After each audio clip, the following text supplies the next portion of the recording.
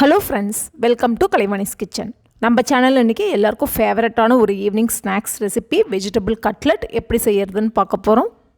First இப்போ இந்த vegetable cutlet செய்யறதுக்கு நான் இங்கே 5 உருளைக்கிழங்கு வெயிட்டில் பார்த்திங்கன்னா 1/2 கிலோ இருக்குது, வேக வச்சு தோலெல்லாம் உரித்து எடுத்து வச்சுருக்கேன். இப்போ இந்த உருளைக்கிழங்கை ஒரு மேஷரை வச்சு எந்த கட்டியும் இல்லாமல் நல்லா ஸ்மூத்தாக மேஷ் பண்ணி வச்சுக்கோங்க. நீங்கள் இதை மேஷ் பண்ணுறதுக்கு பதிலாக நம்ம கேரட் துருவியும் எடுத்துக்கலாம். அடுத்ததாக ஒரு கடாயில் 2 டேபிள் ஸ்பூன் அளவுக்கு எண்ணெய் சேர்த்துக்கோங்க. எண்ணெய் சூடானதும் ஒரு மீடியம் சைஸ் வெங்காயம் நல்லா இந்த மாதிரி பொடியாக நறுக்கி சேர்த்துக்கோங்க. இப்போ இந்த வெங்காயம் சீக்கிரம் வதங்கிறதுக்காக இதில் 1/4 டீஸ்பூன் அளவுக்கு உப்பு சேர்த்துக்கோங்க. உப்பு சேர்த்து நல்லா வதக்கிக்கோங்க. இப்போ இந்த வெங்காயம் இந்த அளவுக்கு நல்லா வதங்கின உடனே இதில் 1 டீஸ்பூன் அளவுக்கு இஞ்சி பூண்டு விழுது சேர்த்துக்கோங்க. இந்த இஞ்சி பூண்டு விழுதும் வெங்காயமும் சேர்த்து நல்லா இந்த மாதிரி லைட் கோல்டன் ப்ரௌன் கலர் அளவுக்கு வதக்கிக்கோங்க. அடுத்ததாக இதில் ஒரு மீடியம் சைஸ் கேரட் இந்த மாதிரி பொடியாக நறுக்கி சேர்த்துக்கோங்க. 15 பீன்ஸையும் இந்த மாதிரி நல்லா பொடியாக கட் பண்ணி சேர்த்துக்கோங்க. கேரட்டும் பீன்ஸும் ஈக்குவல் அளவில் சேர்த்துக்கோங்க. இப்போ நம்ம வெஜிடபிள் ஃப்ரைட் ரைஸ்க்கெலாம் வதக்கிற மாதிரி இந்த கேரட்டையும் பீன்ஸையும் ஸ்டவ்வை ஹை ஃப்ளேமில் வச்சு நல்லா அந்த க்ரன்ச்சியாக இருக்கிற மாதிரி வதக்கிக்கோங்க. ஸ்டவ்வை ஸ்லோ ஃப்ளேமில் வச்சுட்டு இதுக்கு தேவையான மசாலாவை ஆட் பண்ணிக்கலாம். 1/4 டீஸ்பூன் அளவுக்கு மஞ்சள் தூள், 1 டீஸ்பூன் மிளகாய் தூள், 1/2 teaspoon garam masala, 1/2 teaspoon dry mango powder சேர்த்துக்கோங்க. இப்போ இந்த மசாலாவை ஸ்லோ ஃப்ளேம்லேயே வச்சு 1 நிமிஷத்துக்கு நல்லா வதக்கிக்கோங்க. அடுத்ததாக இதில் 1/4 கப் அளவுக்கு பச்சை பட்டாணியும் 1/4 கப் அளவுக்கு சோளம் நல்லா வேக வச்சுட்டு தண்ணியெல்லாம் வடித்து சேர்த்துக்கோங்க. இந்த கட்லெட்டுக்கு தேவையான 3/4 டீஸ்பூன் அளவுக்கு உப்பு சேர்த்துக்கோங்க. நான் 3/4 டீஸ்பூன் அளவு சொல்லியிருக்கேன், நீங்கள் உங்கள் டேஸ்ட்டுக்கு ஏற்ற மாதிரி சேர்த்துக்கோங்க. அடுத்ததாக இதில் வேக வச்சு மசிச்சு வச்சுருந்த உருளைக்கிழங்கையும் சேர்த்துக்கோங்க. கொஞ்சமாக நறுக்கிய கொத்தமல்லி இலை சேர்த்து இப்போ இதை நல்லா மிக்ஸ் பண்ணிக்கோங்க. உங்களோட உருளைக்கிழங்குல ஈரப்பதம் அதிகமாக இல்லைனா நீங்கள் ஜஸ்ட் மிக்ஸ் பண்ணிவிட்டு ஸ்டவ்வை ஆஃப் பண்ணிவிடுங்க. ஆனால் இப்போ நான் சேர்த்த உருளைக்கிழங்குல கூட பாருங்கள் கொஞ்சம் ஈரப்பதம் ஜாஸ்தியாக இருக்குது. அதனால் நான் இன்னும் ஒரு 3லேருந்து 4 நிமிஷத்துக்கு அப்புறமா நல்லா கலந்து விட்டு கொஞ்சம் ட்ரை ஆன உடனே ஸ்டவ் ஆஃப் பண்ணிடுறேன். இந்த பதத்துக்கு இருக்கும்போது நீங்கள் ஸ்டவ் ஆஃப் பண்ணிவிடுங்க. இப்போ இந்த ஸ்டஃபிங் ஆடுறதுக்குள்ளே நம்ம இதுக்கு பிரெட் க்ரம்ஸும் மைதா பேட்டரும் ரெடி பண்ணிக்கலாம். நான் இங்கே 8 ஸ்லைஸ் ப்ரெட் எடுத்து வச்சுருக்கேன். நீங்கள் ஹெல்த்தியாக செய்யணும்னு நினச்சிங்கன்னா வீட் ப்ரெட் யூஸ் பண்ணிக்கோங்க. இப்போ இந்த ப்ரெட் ஸ்லைசஸில் இருக்க சைட்ஸ் எல்லாம் கட் பண்ணிவிடுங்க. சென்டரில் இருக்க ஒயிட் போர்ஷனை இந்த மாதிரி 4ஆக கட் பண்ணி ஒரு மிக்ஸி ஜாரில் சேர்த்துக்கோங்க. 2 தடவை பல்ஸ் மோடில் அரைச்சிட்டு அதுக்கப்புறமா நார்மல் மோடில் நல்லா இந்த மாதிரி அரைச்சி எடுத்துக்கோங்க. இப்போ இந்த அரைச்ச ப்ரெட் க்ரம்ஸை ஒரு பவுலுக்கு ட்ரான்ஸ்ஃபர் பண்ணிக்கோங்க. அடுத்ததாக ஒரு பவுலில் 5 டேபிள் ஸ்பூன் அளவுக்கு மைதா மாவு சேர்த்துக்கோங்க. 2 சிட்டிகை அளவுக்கு உப்பும் 1/2 டீஸ்பூன் அளவுக்கு பெப்பர் பவுடர் சேர்த்துக்கோங்க. கொஞ்சம் கொஞ்சமாக தண்ணி சேர்த்து இப்போ இதை நல்லா மிக்ஸ் பண்ணிக்கோங்க. இப்போ காமிக்கிறேன் பாருங்கள், இந்த பதத்துக்கு மிக்ஸ் பண்ணிக்கோங்க. இப்போ இந்த ஸ்டஃபிங்கும் நல்லா ஆறிடுச்சு.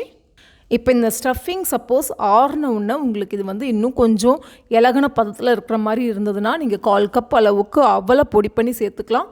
அப்படி இல்லைனா நம்ம பொடிச்சு வச்சுருக்க பிரெட் க்ரம்ஸ்லேயே தேவையான அளவு பிரெட் க்ரம்ஸ் சேர்த்து நல்லா மிக்ஸ் பண்ணிக்கோங்க. கொஞ்சமாக ஸ்டஃபிங் எடுத்துக்கோங்க, நல்லா உருண்டை பண்ணிவிட்டு அதுக்கப்புறம் இந்த மாதிரி பேடா ஷேப்பில் தட்டிக்கோங்க. இந்த ஸ்டஃபிங் இந்த மாதிரி நல்லா டைட்டான கன்சிஸ்டன்சியில் இருக்கணும். ரொம்ப இலகுன பதத்தில் இருந்ததுன்னா நம்ம கட்லெட் ரெடி பண்ணிவிட்டு எண்ணெயில் ஃப்ரை பண்ணும் போது கூட பிரிஞ்சு வரத்துக்கு சான்ஸ் இருக்குது. இதே மாதிரி எல்லா கட்லெட்டையும் தட்டி வச்சுக்கோங்க. ஃபஸ்ட்டு இப்போ இந்த கட்லெட்டை மைதா மாவில் டிப் பண்ணிக்கோங்க.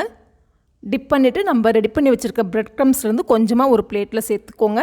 ஏன் சொல்கிறேன்னா சில டைமில் பார்த்தீங்கன்னா இந்த மைதா மாவு பட்டு அந்த பிரெட் க்ரம்ஸ் எல்லாமே கட்டியாகிடும். அதுக்கப்புறம் நீங்கள் கோட் பண்ணுறது கஷ்டமாக இருக்கும். அதனால் கொஞ்சம் கொஞ்சமாக இந்த பிளேட்டில் சேர்த்துட்டு கோட் பண்ணிக்கோங்க.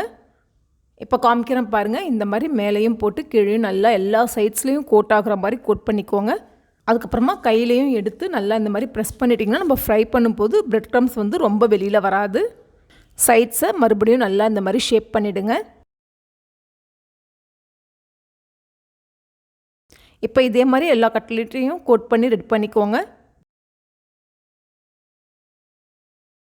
இப்போ இந்த 5 கட்லெட்டும் பார்த்தீங்கன்னா நான் பிரெட் ஸ்லைசஸில் சைட்ஸை கட் பண்ணாமல் அப்படியே அரைச்சிட்டு கோட் பண்ணியிருக்கேன். இதை நான் ஃப்ரை பண்ணதுக்கப்புறமா 2க்கும் இருக்கிற கலர் டிஃப்ரென்ஸ் என்னென்னு பார்க்கலாம். இப்போ இந்த கட்லெட்டை ஒரு 1/2 மணி நேரம் ஃப்ரிட்ஜில் வச்சுட்டு அதுக்கப்புறமா பொரிச்சிக்கலாம். ஏன் ஃப்ரிட்ஜில் வச்சுட்டு ஃப்ரை பண்ணுறோன்னா இந்த பிரெட் க்ரம்ஸ் நல்லா செட் ஆகிடும். நம்ம ஃப்ரை பண்ணும்போது எண்ணெயில் இந்த பிரெட் க்ரம்ஸ் ரொம்ப பிரிஞ்சு வராது. இப்போ 1/2 மணி நேரம் ஆயிடுச்சு. நம்ம கட்லெட்டை ஃப்ரை பண்ணி எடுத்துக்கலாம். ஒரு கடாயில் தேவையான அளவுக்கு எண்ணெய் சேர்த்துக்கோங்க. எண்ணெய் சூடானதும் நீங்கள் எடுத்துருக்க கடாயோட சைஸை பொறுத்து கட்லெட்டை சேர்த்துக்கோங்க. நான் இப்போ கொஞ்சம் சின்ன கடாயாக தான் எடுத்திருக்கேன், அதனால் 3 கட்லெட் சேர்த்துக்கிறேன். ஒரு கட்லெட்டை எண்ணெயில் சேர்த்த உடனே ஒரு 5 செகண்ட்ஸ் கேப் கொடுத்து அடுத்த கட்லெட்டை சேர்த்துக்கோங்க. ஒரு பேட்ச் கட்லெட் ஃப்ரை பண்ணி எடுக்கிறதுக்கு 2 நிமிஷம் ஆகும். ஒரு பக்கம் வெந்த உடனே இன்னொரு பக்கம் திருப்பி போட்டுக்கோங்க. இந்த கட்லெட்டை ஃப்ரை பண்ண போது ஸ்டவ்வை மீடியம் ஃப்ளேமில் வச்சுக்கோங்க. இதே மாதிரி 2-3 தடவை திருப்பி போட்டு ஃப்ரை பண்ணிக்கோங்க. இந்த மாதிரி கோல்டன் ப்ரௌன் கலர் அளவுக்கு ஃப்ரை ஆன உடனே எண்ணெயெல்லாம் வடிச்சிட்டு ஒரு டிஷ்யூ பேப்பர் போட்ட பிளேட்டுக்கு ட்ரான்ஸ்ஃபர் பண்ணிக்கோங்க.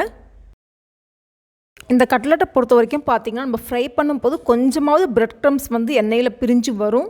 அதனால் ஒரு பேட்ச் ஃப்ரை பண்ணி எடுத்த உடனே நீங்கள் நல்லா ட்ரையான ஒரு டீ ஃபில்டரை வச்சு இந்த எண்ணெயில் இருக்க பிரெட் க்ரம்ஸ் எல்லாம் ஃபில்டர் பண்ணி எடுத்துருங்க. ஒரு பேட்ச் கட்லெட் ஃப்ரை பண்ண உடனேயும் கண்டிப்பாக இந்த ப்ராசஸை ஃபாலோ பண்ணுங்கள். அப்போ தான் நம்மளுக்கு அடுத்த பேட்ச் கட்லெட்டில் இந்த ஃப்ரையான பிரெட் க்ரம்ஸ் எல்லாம் போய் சேராமல் இருக்கும். இதே மாதிரி எல்லா கட்லெட்டையும் ஃப்ரை பண்ணி எடுத்துக்கோங்க. இப்போ எல்லா கட்லெட்டும் ஃப்ரை பண்ணியாச்சு. இப்போ பிரெட் ஸ்லைசஸை ஓரத்தில் கட் பண்ணாமல் ஃப்ரை பண்ண கட்லெட்டை எடுத்து வைக்கிறேன் பாருங்கள். ரெண்டுக்கும் கலரில் பெரிய டிஃப்ரென்ஸ்லாம் இல்லை. நீங்கள் ப்ரெட்டோட ஓரத்தை வேஸ்ட் பண்ணக்கூடாதுன்னு நினச்சிங்கன்னா நீங்கள் அதை சேர்த்தும் நீங்கள் பிரெட் க்ரம்ஸ் ரெடி பண்ணிக்கலாம். பாருங்கள் எந்த அளவுக்கு நல்லா முறுமுறுப்பாக இருக்குன்னு. வெளியில் நல்லா முறுமுறுப்பாகவும் உள்ள அந்த ஸ்டஃபிங்கும் நல்ல ஒரு கரெக்டான கன்சிஸ்டன்சியில் ஒரு ஈவினிங் ஸ்நாக்ஸாக டொமேட்டோ கெச்சப்போட சாப்பிட்டோன்னா இந்த வெஜிடபிள் கட்லெட் சாப்பிட்றதுக்கு ரொம்ப டேஸ்ட்டாக இருக்கும். ஓகே ஃப்ரெண்ட்ஸ், நம்மளோட வெஜிடபிள் கட்லெட் நல்லா முறுமுறுப்பாக ரொம்ப டேஸ்டியாக ரொம்ப அருமையாக ரெடி ஆகிடுச்சு. நீங்களும் ட்ரை பண்ணி பாருங்கள். ட்ரை பண்ணிவிட்டு உங்களோட ஃபீட்பேக்கையும் கூட ஷேர் பண்ணுங்கள். இந்த ரெசிபி உங்களுக்கு பிடிச்சிருந்தா என்னோடய வீடியோவை லைக் பண்ணுங்கள், ஷேர் பண்ணுங்கள், சேனலை மறக்காமல் சப்ஸ்கிரைப் பண்ணுங்கள். மீண்டும் இன்னொரு இன்ட்ரெஸ்டிங் ரெசிபியோடு உங்களை சந்திக்கிறேன்.